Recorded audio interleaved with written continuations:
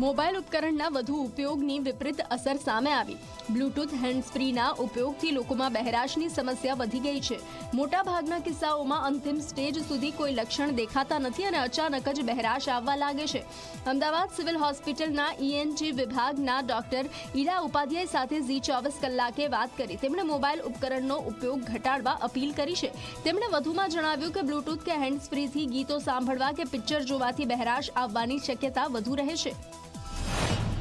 આજકાલ જ્યારે બી કોઈ પણ ડિવાઇસ આપણે વાપરતા હોઈએ છીએ ત્યારે એની અંદર જ્યારે આપણે થોડો વોલ્યુમ વધારી દેતા હોઈએ છીએ તો એક વોર્નિંગ આવે છે કે ઇટ ઇઝ નોટ તમારા માટે હાનિકારક છે, તમારા સ્વાસ્થ્ય માટે યોગ્ય નથી, એટલે એ તરત જ એની જાતે નીચે એનું વોલ્યુમ નીચે થઈ જતો હોય છે।